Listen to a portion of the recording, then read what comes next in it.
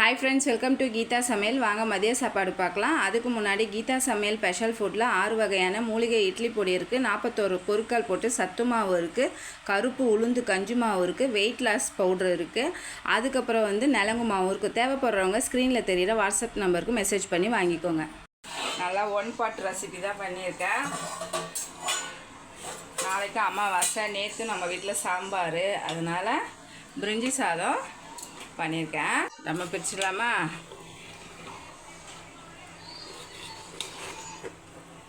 சூப்பராக வந்திருக்கு.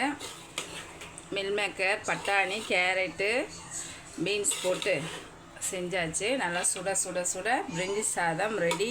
சாதம்லாம் பாருங்கள், சூப்பராக வந்திருக்கு. தொட்டுக்க மில் மேக்கர் 65 வறுத்துருக்கேன்.